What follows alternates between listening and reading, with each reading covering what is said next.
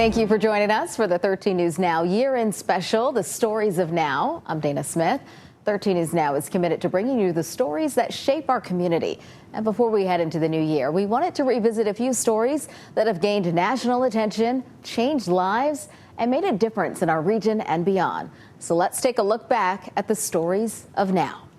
Many people across Hampton roads were able to start their 2024 on the right foot. Virginia's annual First Day Hike gave people the chance to start their new year outdoors, connecting with nature. Allison Basil gives us a look. Today was our first day hike. We did 3 different hikes within the city of Chesapeake. So our first one was at Battlefield Park, this one was at Northwest River Park, and then the last one's going to be at Indian River Park. I've been on this trail a couple times there. It's just a really nice trail. The goal is just to get people outside for the first day, get our parks kind of out there to people that might not necessarily see them in their day-to-day life. I've done it several times at different parks and everything and really enjoyed it there, so it's a nice way to start the new year. I've always been very passionate about hiking, kayaking, canoeing, things like that, and I'm loving to spread that passion among other people. We only had 30 people registered, and I counted 41 people total, so that's a great turnout. I got family members that are doing it, and friends that are doing it and everything, so we just all decided to get together and do it here. I've heard from a lot of people they've expressed interest in doing this again in the future, so I'm hoping to bring this back next year.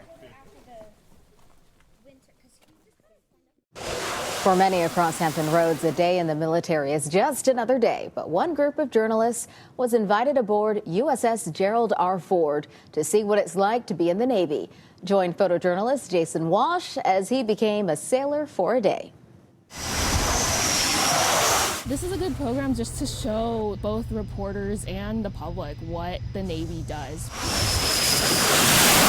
We started this program in 2017. We've had over 100 television stations across America participate in this program. It really gives a great sense for media to be able to convey then out to the public, hey, what's it like being on an aircraft carrier? What's it like being a United States sailor? What's it like being an officer aboard the USS Gerald R. Ford?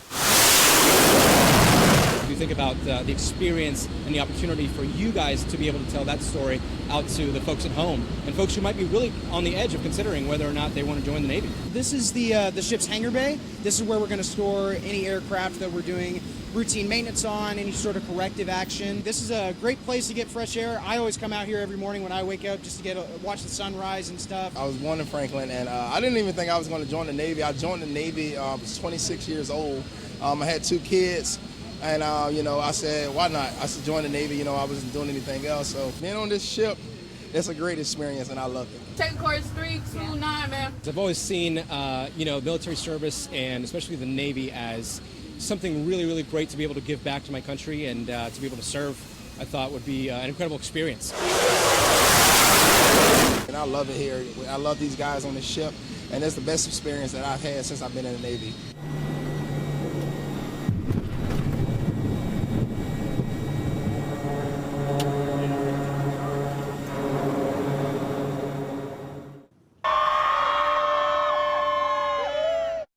That's a sound many look forward to hearing after months-long deployments. Thousands of service members returned home to Hampton roads this year, reflecting on all they had accomplished during their deployment.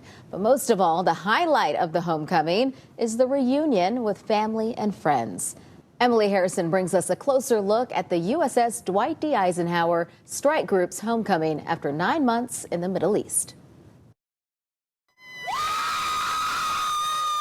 After 9 long months, families could not contain their joy as they waited on the pier for their sailors and loved ones to come back home. I'm waiting for the best I am for in the nation. That's my family. I don't have friends on board, I have family on board. Then it finally happened. USS Philippine Sea and USS Gravely pulled into Naval Station Norfolk first. Those waiting gave hugs, kisses, and met family members, sometimes for the first time. Her niece, she's never met her. Absolutely proud of her. We're very proud of her. Very proud of everything she's done. We're proud of the whole ship. Minutes later, USS Dwight D Eisenhower pulled in. Secretary of the Navy Carlos Del Toro outlined the dangerous mission these men and women completed as Navy leaders extended the deployment twice because of the conflict between Hamas and Israel. And they have seen actions that we have not seen against the United States Navy and against merchant mariners as well, too. This deployment recorded the Navy's first air-to-air kill of a hostile unmanned aerial vehicle and completed more than 10,000 aircraft launches and recoveries. Sailors say the experience changed them. We all pushed through it. We all banded together as shipmates and sailors, and we got through it. We made it home. Just happy to be home. Happy to be home. Happy to see my family. Happy to see my friends. Some sailors raced off the ship in order to make it to their child's birth. Others held their children close following the long months apart. Navy leaders say they know these sailors have gone through a lot and could not be prouder of them. I cannot tell you how many lives they saved, how many civilian lives, and they saved many. But I can say I have never been more honored to serve with such a fine group of warriors in my entire life. They proved that the Mighty Ike with Carrier Airway 3 is indeed the best damn ship in the Navy. Emily Harrison, 13 News Now.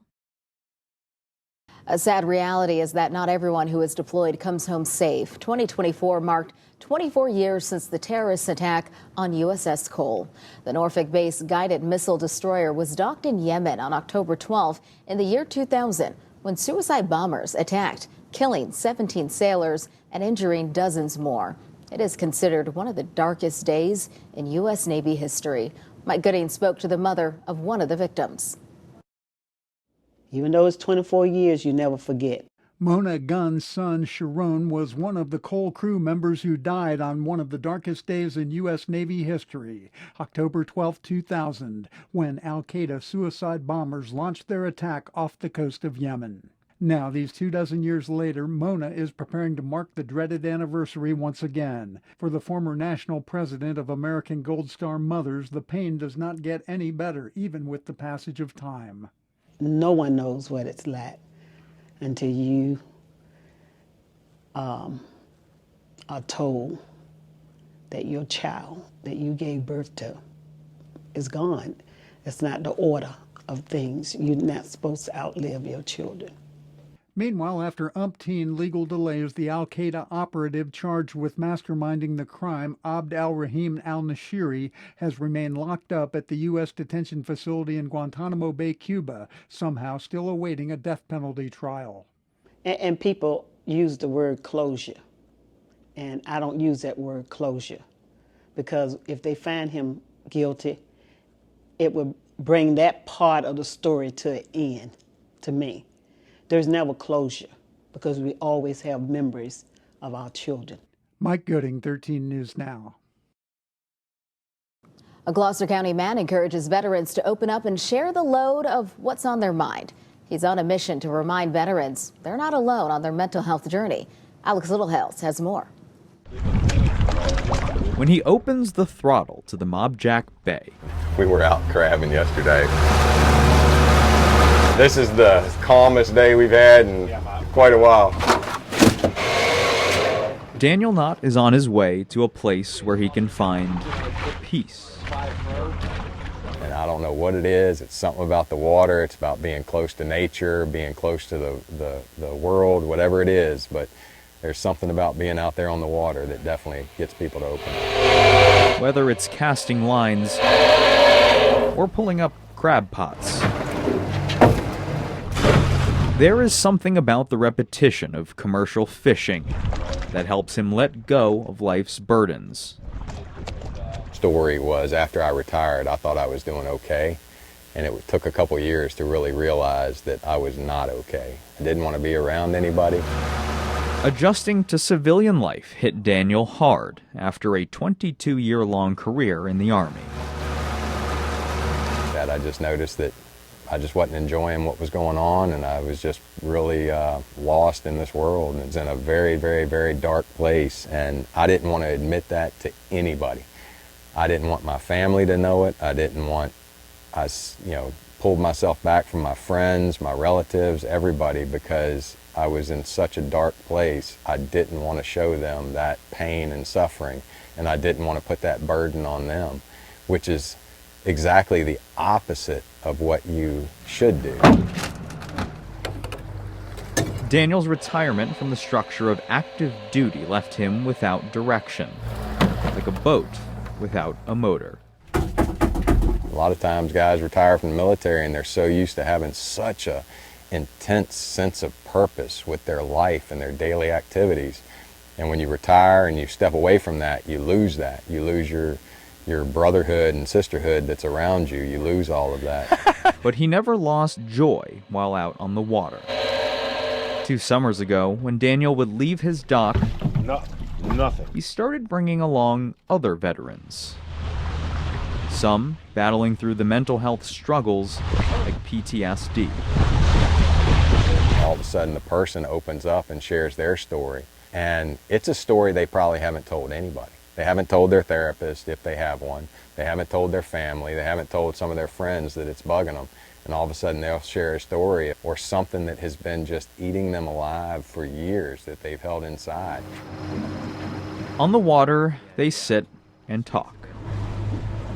About life.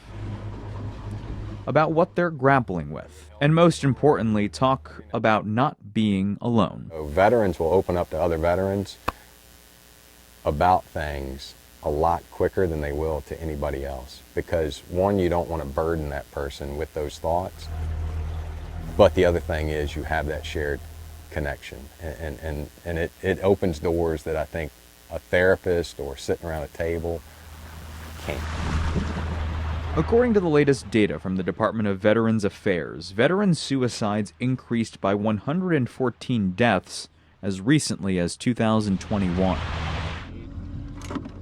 But on this boat, Daniel does what he can to keep that number from rising. Yeah, what does that person need? Taking others to show them where they can find their own peace. I think each case that we've dealt with is totally unique.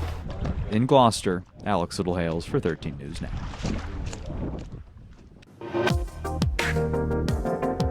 The tragic case of Cody Bixby shook Hampton roads and the nation. The 4-year-old boy was reported missing in Hampton in 2022. He was never found. 2 years later, Cody Bixby was sentenced for murdering his young son. As of this year, a new alert system is now in effect to try and make sure something like this won't happen to another child. Madison Schlegel explains how the Cody Alert works and how it's already being used to help find missing, endangered kids.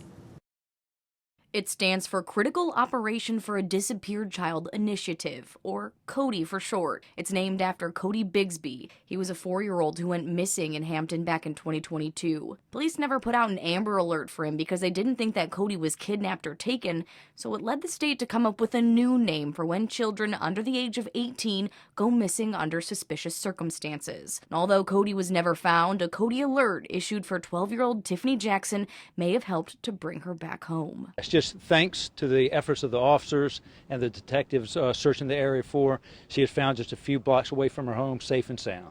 Norfolk Deputy Chief of Police Michael Maslow, his team, and detectives scoured the area around Amherst Street in Norfolk, sending up drones and knocking on doors. Deputy Chief Maslow's team was able to pinpoint their search, placing Jackson close to home and, most importantly, safe. We don't think that there's any harm or foul play that was happening in this case. We have nothing to lead us to believe that. Tiffany Jackson was one of the state's first Cody Alert cases. They hope these alerts can help them solve more cases moving forward.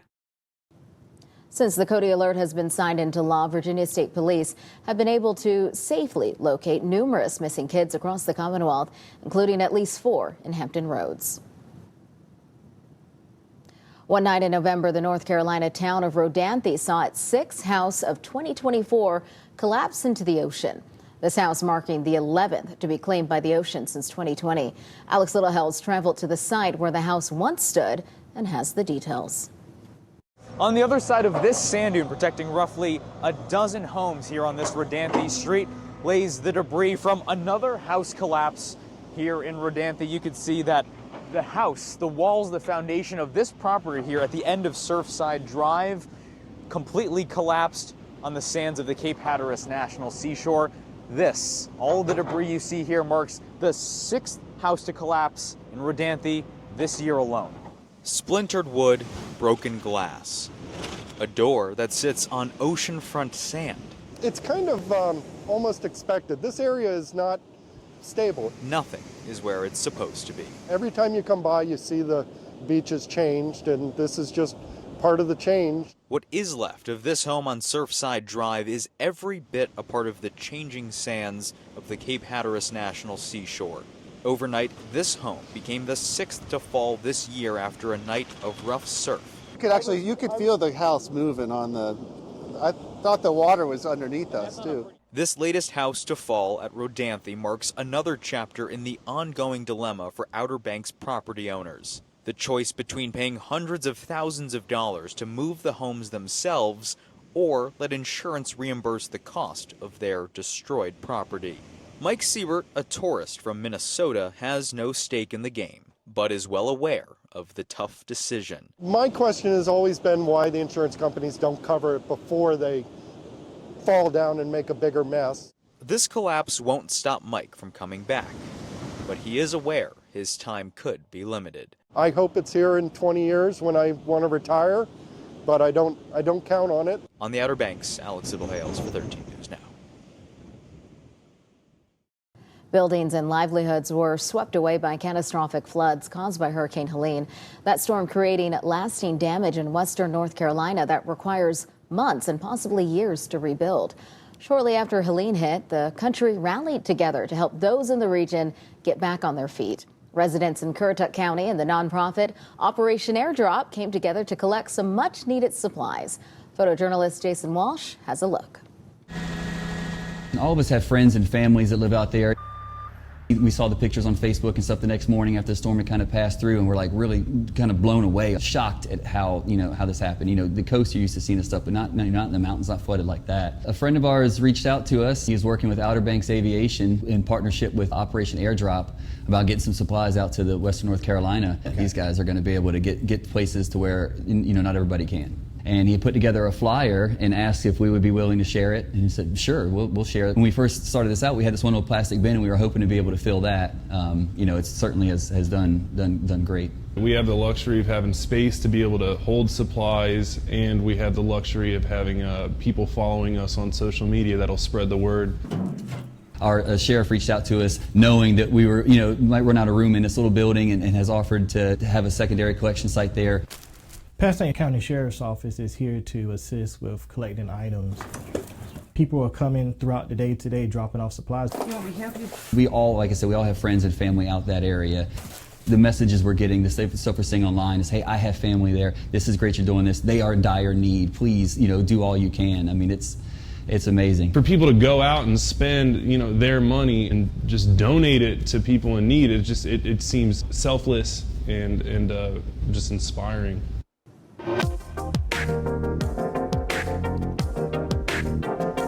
Now, therefore, I, J.P. Page, on behalf of our mayor, Dr. Kenneth Cooper Alexander, mayor of the city of Norfolk, do hereby proclaim August 24th, 2024 as Green and Gold Day. The MEAC SWAC Challenge gave the Norfolk State Spartans the chance to compete on the national stage against the FAMU Rattlers. Eugene Daniels spoke with the president of NSU about how this was about so much more than just another football game. We're excited. We're excited for this game. A busy and exciting start to the school year for Norfolk State University and President Dr. Javon Adams Gaston. Classes kicked off Monday, and now the Spartans are gearing up for the national spotlight in Atlanta. This challenge allows people to really see Norfolk State University and HBCUs in all of their specialness and their talent level. Beyond the football team, she says it's a chance to showcase the university as a whole, including its unique culture and pride. And of course, our Spartan Legion, who will be down there, and that's our band who are so world renowned. Behold the green and gold. So we overproduce, what they call a lot, punch above our weight, to ensure that our nation has representation and excellence in every corner. President Adams Gaston is quick to point out a big share of people in careers like engineering come from historically black colleges, despite being only 4% of higher institutions and being vastly underfunded. She says opportunities like this help the school's vision of attracting more students and the resources to help them succeed. But it always helps to have visibility. They will get to have what I call a taste of excellence at HBCUs. She says there may be people watching the game who aren't as familiar with Norfolk State or HBCUs, and this gives them a glimpse of what makes the culture unique. One of the things that I think happens well as a result of students attending HBCUs is they have a sense of purpose and a sense of mission. While the Spartans didn't end up winning the MEAC SWAC Challenge, they still played a good game and returned to Norfolk optimistic. The 2024 Paris Olympics gave the world's best athletes the chance to compete, and a few of those athletes have ties to Hampton Roads. Brian Smith had a conversation with Chesapeake's Grant Holloway after he won Olympic gold, and I spoke with one athlete about how Williamsburg played a major role in her Olympic comeback. You got more work to do. You know, everybody always asks me, well, you completed everything. What do you want to do now? It's like, well, let's just keep making this legacy, great. Michael Jordan didn't stop after he got one world title. He kept going and going and going. And you think the experience would wear off. He's quite the contrary for now. No, it hasn't hit me yet. And I got the medal right here nearby. And it's probably one of the medals that I'm going to cherish for a while. The 26-year-old in the process won a career slam in his event. He's got titles in the indoor, outdoor, Diamond League, and now Olympic. Holloway says before you know it, it'll be time for him to get ready for the games in the City of Angels. In 28, I'll be 30. So I'll be right there. But, we got to take care of the small things first. We got 4 years. So within these 4 years, let's continue just to have a little bit more mental practice. Let's continue to work our butts off, obviously on and off the track. Williamsburg played a big role in the story of Team USA's Sophia Lewis. I like to say I first started at William & Mary on the club rowing team. She started rowing at William & Mary as an undergrad, and now she's flying to Paris as part of Team USA's Olympic rowing team. I'm going to be 27, actually, the day of the final for the lightweight women's double. It's a big thing. Anybody that asks, I'm like, guess what day my birthday cut is on? Her record on the water is impressive. It landed her an invitation to Olympic selection camp, and then she made the team as an alternate. Being named spare and being named as a fully accredited member of the team was like mind-blowing. But her story is about more than achieving an Olympic dream. It's also a comeback.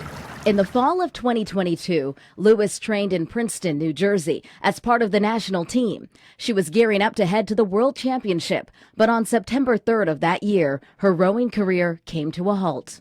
We were on the highway and somebody hit us. I was driving my car. They hit the rear tire on the driver's side, and we popped the tire and skidded into the median on the left side. So we went from right side traffic to the left lane, and we were perpendicular to left lane traffic. And then we were T-boned by a 12-passenger van. Among her injuries, she said she suffered a brain bleed and broken ribs. I was in the ICU for 10 days and then transferred to a rehab facility for another 11 days. She said recounting the details of the crash isn't easy, but it's her recovery that's the real story. The undercurrent for the last almost 2 years now for me has been making my way back from that accident. And she did make her way back. But she admits there is one thing she thinks about, how much further in her rowing career she'd be if not for that car crash. I don't get caught up too often in the, what could have happened? But there's a undercurrent of like, man, that really kind of put a big wrench in the plan. But she's still a valuable team member, and going to Paris with the U.S. Olympic team isn't something anybody can claim. It's a major accomplishment for this soon-to-be 27-year-old. Getting invited to just the camp was getting to a part of the mountain I never thought I would get to. Hometown boxing heroes Keyshawn, Kelvin, and Keon Davis returned to Norfolk to host a homecoming fight.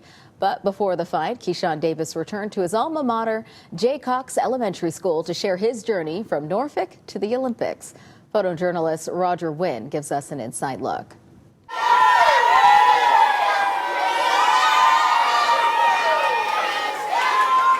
Having the kids line up for me as I'm running through the hallways, that definitely meant a lot to me for sure.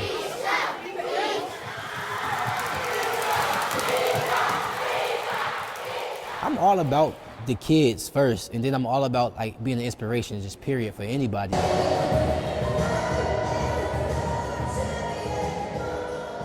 I want them to remember this because that meant a lot to not only me, but to the school, to the staff, to everybody that's seen it, that's going to view it right here.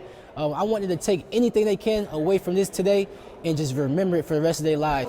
Even after school, that I didn't like, I used to do my homework, call for school, do my homework, and then I still had to work out in middle school. I just wish, you know what I'm saying, we had in my generation just an inspiration to come back. And since we didn't, I just always remember that, like, okay, in middle school and high school, when I was in middle school, high school, I will always remember, okay, when I get to my position that I am now, I'm gonna do that.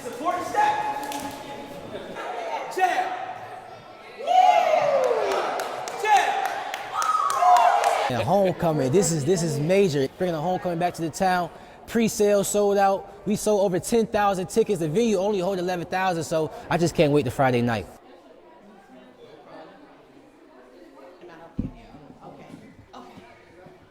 The Davis brothers could not have asked for a better night. Their first ever boxing event in Norfolk was a huge success. All of the Davis brothers went 3 for 3, winning before a sold-out Scope Arena. And a nationally recognized and historic Norfolk boxing program has found a permanent place to call home. After more than 2 years in a temporary space, City Council gave Team Norfolk Boxing the green light to move into a repurposed theater in Park Place. The program has been a pillar of the community for decades and has helped shape Olympic athletes like Purnell Sweet Pea Whitaker and Keyshawn Davis. The new facility will allow the program to offer structure and competition to future generations of athletes. In 2023, we first brought you the story of Mia Williams, the young wrestler from Virginia Beach, fighting her way to the top. This year, she did just that. Mia became the #1 in the country for her age group at the World of Wrestling tournament in Nevada. She also brought home the Trinity Trophy for the second year in a row, winning 3 separate tournaments at the Worlds. And she has become the 3rd Virginian, boy or girl, to win the Trinity. And while some Hampton Roads athletes are just getting started, others are stepping away from competition. We first sat down with Cicas Henry more than 3 years ago after she broke the barrier for becoming the first black female professional triathlete in the country. This year, she announced she's stepping back from the sport. Alex Littlehill spoke with Henry about her decision to retire.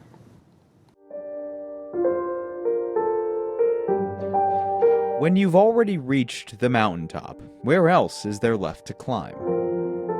Yeah, the gains are far and few between. A question Cicas Henry asks herself every day. Compare yourself, no matter what level you're at, to the next fastest person. You question how much it's all worth it. We first met Cicas 3 years ago at the finish line of a years-long journey. I'd say that my life completely changed. Did this, original story with the news locally, and then on top of that I had the New York Times reach out and ESPN, so it was very overwhelming at first. I was on a huge high actually when I first got my pro card. In May of 2021, she became the first black female triathlete to turn pro. Each step over the starting line became another reminder of the barrier she broke. I don't know, have a really huge accomplishment and media starts reaching out and you get followers, you're like, oh, that's amazing. Yes, you do start regurgitating the story over and over again, and for me it happened to be my accident before I got my pro card.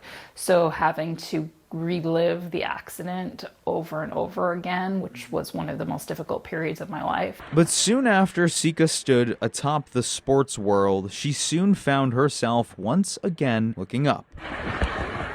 Yeah, I wasn't sure what to expect in my first pro race, and unfortunately it was a disaster. Being among the best took a toll on her body and on her mind. When you start as a pro, unless you are somebody who's just that gifted and talented, you usually go back to the bottom.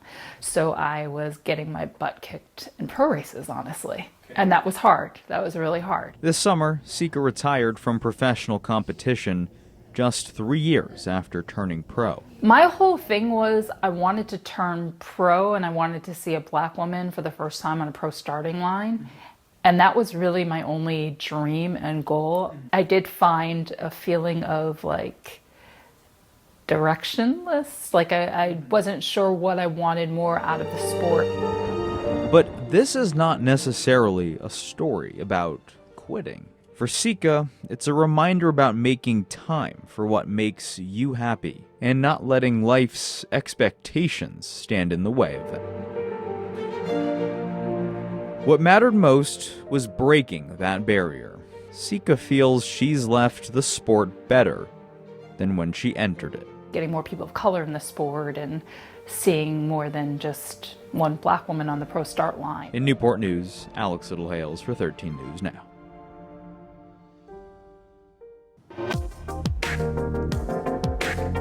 For a few minutes this year, part of the Earth was in the shadow of the moon. A solar eclipse could be seen across much of the United States.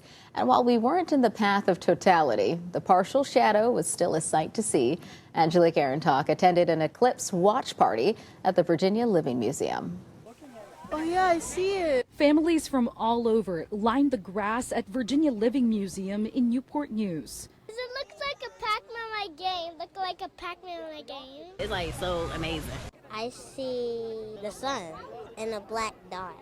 That black dot is the moon traveling in front of the sun, which appeared in a familiar shape. It's like a crescent moon almost, and it feels really cool out here. It's a clear cut of it, so it was pretty exciting. Exciting for museum staff and volunteers who also brought out telescopes, arc welder's glass, and a NASA live stream. These are the different locations around the United States today that are seeing totality. But for the most part, spectators used solar viewing glasses to marvel at a partial solar eclipse Monday afternoon. Even though our region didn't fall in the path of totality, Olivia Lasher with Virginia Living Museum calls it a unique event. The moon is about 400 times smaller than the sun, but the sun is 400 times further away from the Earth than the moon is. So it's that coincidence that we're able to see the moon cross over and cover the sun.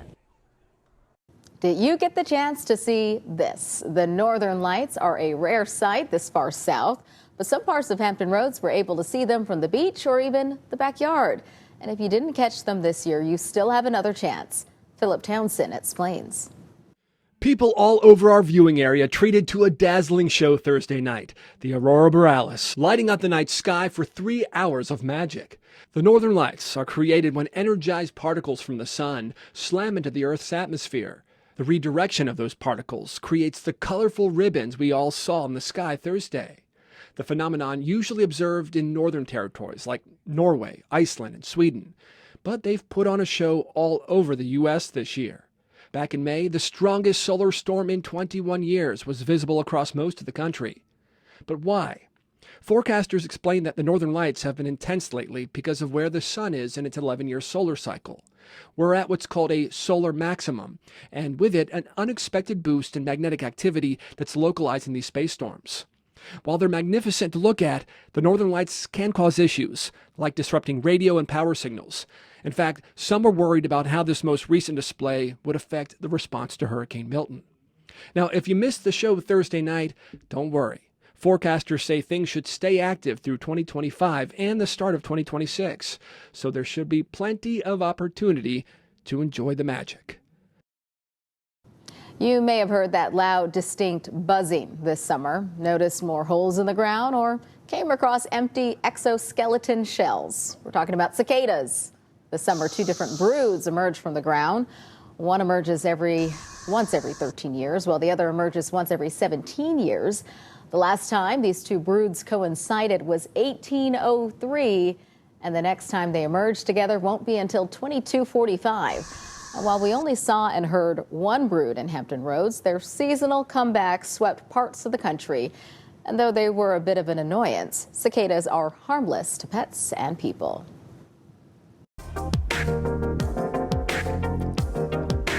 This year, hemp farmers have had to make major changes after Virginia lawmakers made sweeping changes to regulations of hemp-derived products. Alex Littlehell spoke with some of these farmers about the uncertainties they face in the industry's future. Gardening requires adapting to change.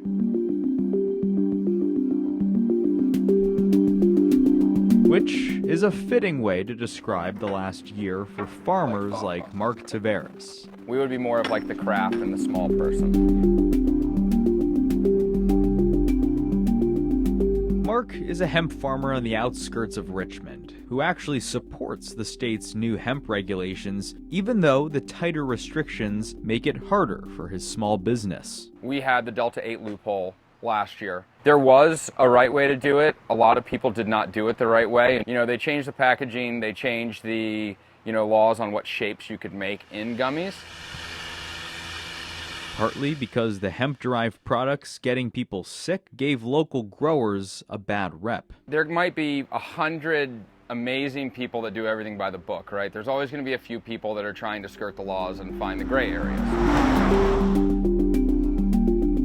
One of the biggest common sense recommendations was we identified that some states do not allow for the regular shelving of these products. They say these products have to be held behind the counter, like cigarettes, and that people can only have access to them if they produce a government ID showing that they're 21 or older. We don't do that in Virginia. In Virginia, it's perfectly lawful, perfectly acceptable under the law to have these products on the shelf, which we think creates a greater risk of access by youth. But also, it shouldn't be branded like a gummy worm. Even though Tavares supports the changes, he believes closing one loophole closed a door without opening another. Last year, the Delta 8 crackdown was great, right? It pulled a lot of those products off the shelves. It hopefully helped with all of those hospital visits. That's usually what those laws are going after. Those laws aren't always going after like, whoa, what is this going to do for the small farmer who does everything by the book? There is an issue there. Today, hemp is caught in the middle between the new regulations and still illegal marijuana sales. But if marijuana sales are ever legalized, Tavares believes it should be hemp farmers who help pave the way. We know how to take a product from seed all the way to sale. Allowing us to enter that recreational or medical field, I think would be a huge benefit to the state. So there isn't a retail market for marijuana, for cannabis right now. Jeremy Price, chief officer for the state's Cannabis Authority, still thinks there is more to be done for consumer safety. I think the legislature and the governor have made progress over the last couple of years, including with the laws that you are reporting on the 1-year anniversary. Governor Youngkin's rejection of legal marijuana sales mean for the moment, besides medical marijuana, hemp remains the only legal game on the market. The only constant for this industry is the constant change. Yes, we should have an opportunity, but not everyone's going to make it just because they can grow this plant. I'm Alex Littlehales for 13 News Now. Providing an outlet through music. A new program at the Virginia Beach Correctional Facility gives inmates the opportunity to learn new skills and boost their self-confidence. Photojournalist Jason Walsh brings us the sights and sounds from their performance. 6 months ago, we started this music program. It's part of our Road to Hope reentry program. Many of these folks have been out on the streets living a life of crime and haven't had anything to look forward to. So we're making sure that we can reintegrate folks into society. After I met the inmates and met the sheriffs and just felt like it's my civil duty to try to bring the bridge, I fell in love with the idea. There's so much talent that is in this place because unfortunately they made bad decisions. And now I got locked up. I've been locked up since October 14th, 2023. I wanted to be a part of it because it seemed like something positive. Call me a failure and look down on me 'cause it's You can show people that you're willing to change and you're trying to change through music. I can tell what I really been through. I done came from poverty. Oh, you proud of me. A lot of people that like go through things, trials and tribulations of being in this place like this, music is a very powerful thing. So I feel like it's a great way, especially if you want to give out a positive message with it at the same time. 'Cause I'm missing you. Immediately, I realized real quick that it was going to be something a whole lot bigger than what I could have imagined. Try to encourage the positive people, the negative comments, I just lead on. All of these people really came together as a whole to help create this strong foundation that I feel like futuristically is going to be something phenomenal. I want to show these three humans that not everybody's turned their back on them. And if they have ever felt like people have promised them things and have done them wrong, that I maybe showed up not knowing them at all and I maybe changed their mind. That's all. Look down on me because it's clear that you don't understand. Look at all that I've been through. Late one night, the SPCA of Northeastern North Carolina got a call saying they would be receiving dogs rescued from a hoarding situation.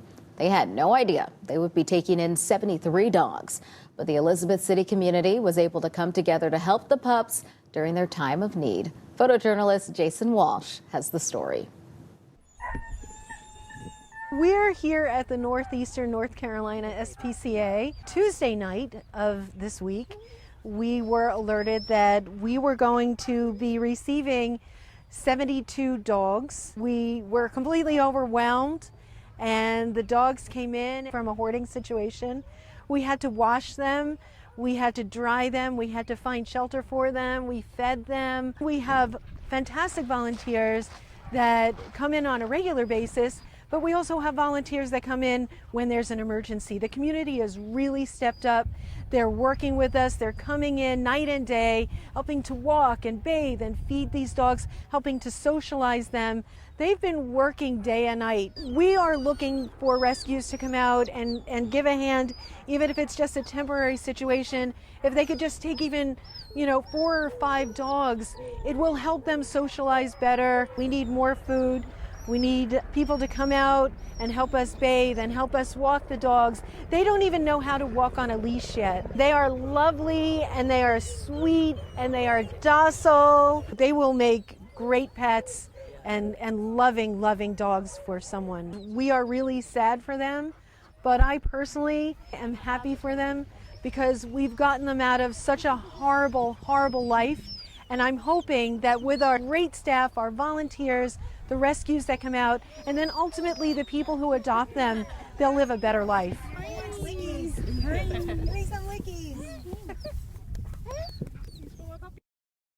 It was a shock to music lovers across the Commonwealth. Virginia Beach's Something in the Water Music Festival postponed until the following year.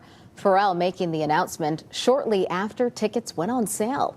Emily Harrison spoke with disappointed fans.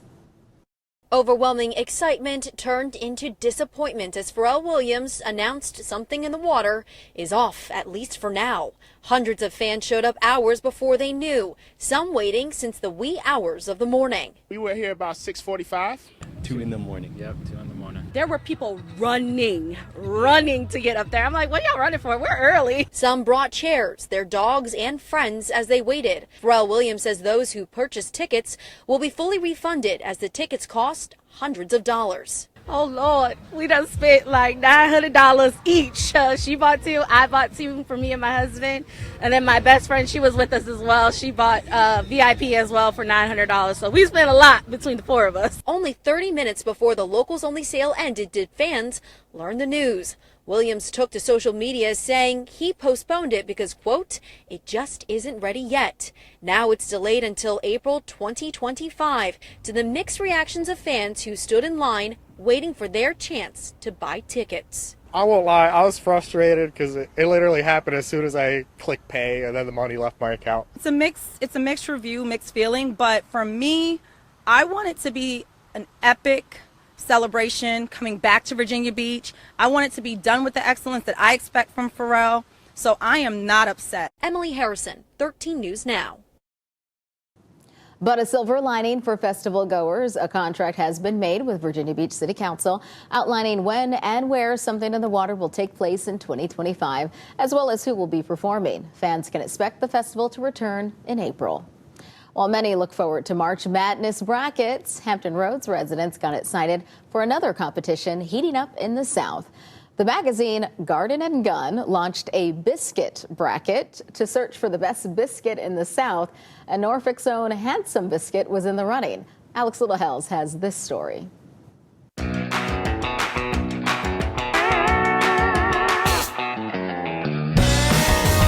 Will this close quarters kitchen take home the crown for the best biscuit in the South? Most popular sandwich. It's been with us since 2013 and people love it. Let us introduce you to the Hella Fitzgerald, the signature sandwich here at the Handsome Biscuit. It's crispy fried chicken with sausage, red-eye gravy, topped with cheddar cheese, thick-cut bacon, and it's all on our secret recipe biscuit. The Hella Fitzgerald has filled hungry appetites for more than a decade along Colonial Avenue. It's crunchy, it's salty, savory, cheesy, all these other adjectives to describe something that's really good.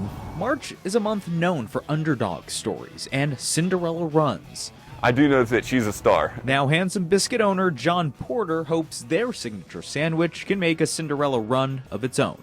Magazine publication Garden and Gun is searching to crown the best biscuit in the South, which is where we find the Handsome Biscuit, which is now locked into a battle with the Glory Fried, a chicken biscuit from the Bomb Biscuit Company in Atlanta, Georgia.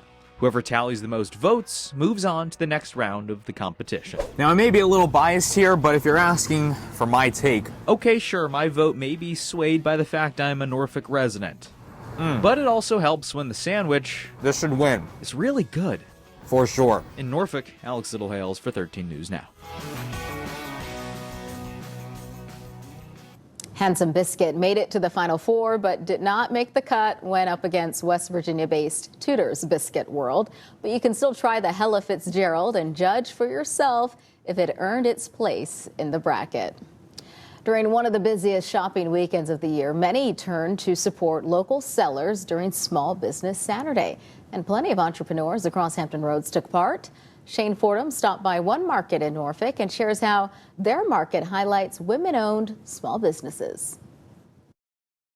In honor of Small Business Saturday, Maison Soleil store on Colley Avenue hosted the third annual holiday mini market. The goal is to introduce people to brands they don't usually see. Maison Soleil store owner Lindsay Sims and other small business owners participating in the mini market understand the value of supporting small businesses. Their market this year helped 12 different business owners get their one-of-a-kind gift seen. It is really important because small businesses are the literal backbone of our economy. I think it's really important because we give back to the community a lot, whether or not it's through donations and charities with our churches or our community organizations. Small businesses were celebrated today all over Hampton Roads, but there's a unique theme about this mini market that sets them apart from the others. So we support vendors here that are women-owned.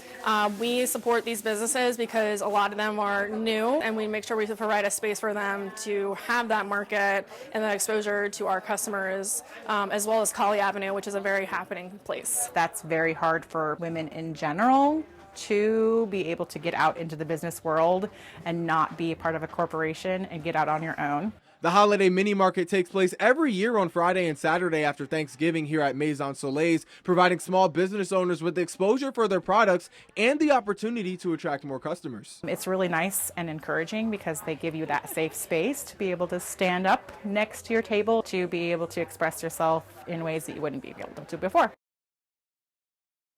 The saying, when life gives you lemons, make lemonade, has an entirely new meaning for a family in Chesapeake. After someone stole money from their lemonade stand, the community came together to help the pair of young entrepreneurs make a comeback. Photojournalist Jason Walsh has this story. This has been incredible. Mind-blowing. I mean, it's just so overwhelming. I need some lemonade. And so many people come out, so supportive. I mean, I couldn't even imagine this kind of turnout, so we're extremely blessed. How we doing? Everything going well? Yeah, we got a lot of customers. You got a lot? We're so grateful for everyone to come out and all the support we received. So We just want to make a donation to you to help you with your cause. my daughter's been keeping track over there. She has like chalk drawings on the floor trying to figure out how many people it is. But I would say we're, I don't know, 400 or so more maybe. And it's only noon. It's only noon. We got 2 more hours. We had 78 motorcyclists and 30 bicyclists all come, along with a lot of other folks. We heard there's a whole other group of motorcycles coming from Newport News on their way.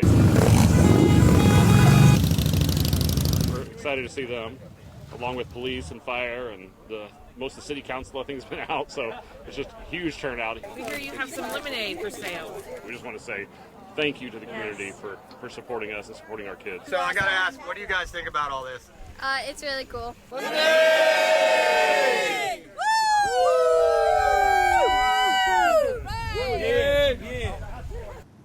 This year, a one-of-a-kind partnership is helping fight hunger in Hampton Roads. A food bank, a church, and a local black farmer are banding together to feed thousands of people in need. Eugene Daniel has the story of Izzys Field.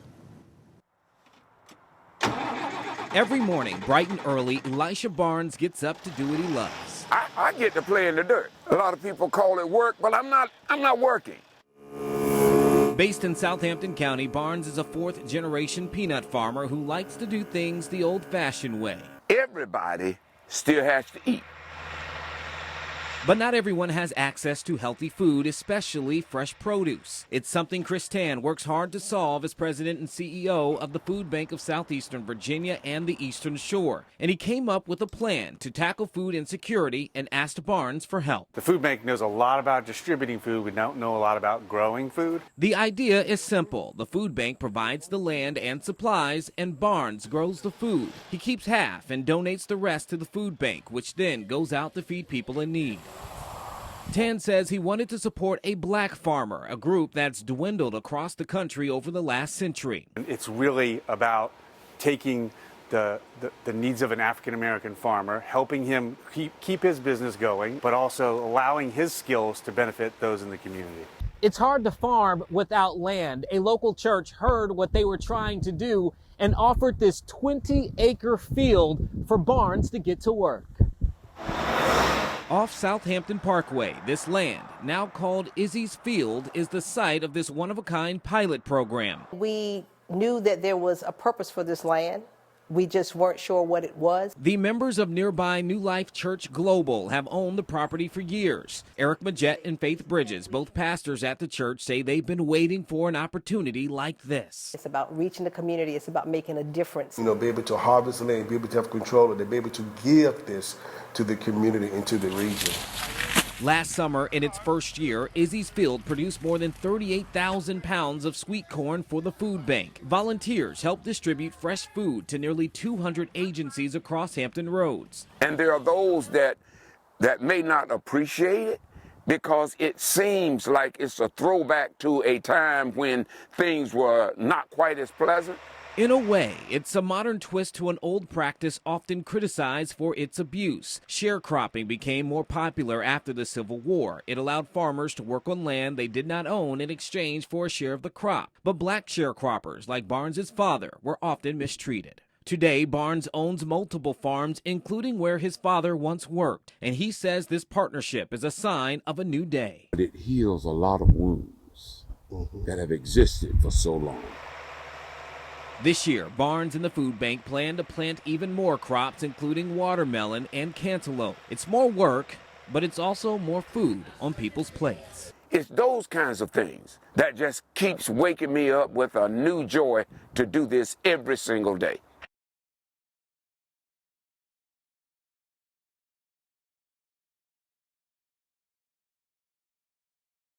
And new beginnings for a historic schoolhouse in Chesapeake.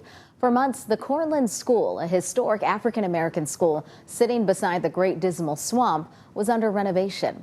Alex Littlehills was there when surviving alumni of the school were finally able to see the race to rebuild history completed.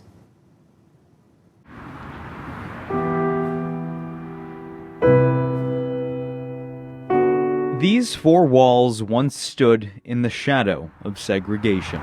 As early as 1903, African-American students made the Cornland School a a safe haven for education. In the last year, Cornland's still surviving alumni worried whether they would live to see the reconstruction of their schoolhouse finished. But Saturday, that worry faded away. I came here in the fifth graders. I think it was 47. Pauline Smith is 89 years old. She still remembers the sacrifices she and her fellow classmates endured. White kids riding the white bus would throw whatever they had out on us. But today, the struggles of Cornland's former students are now stories of inspiration. Welcome back to school! Cornland School is open once again, where a once symbol of division is now a symbol of strength. Getting my exercise for the day. A working museum honoring how Cornland's students never let anything stand in the way of an education.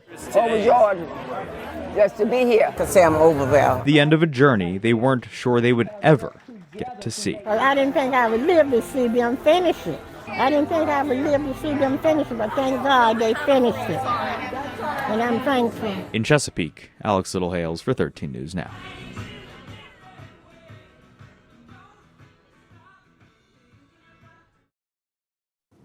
We've looked back on some amazing stories, and we hope you enjoyed them as well. You can catch more powerful stories from our region on 13 News Now Plus, 13newsnow.com, and of course on air.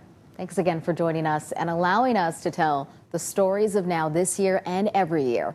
We look forward to continuing to tell the stories of Hampton Roads and beyond. We'll see you on all of our 13 News Now platforms.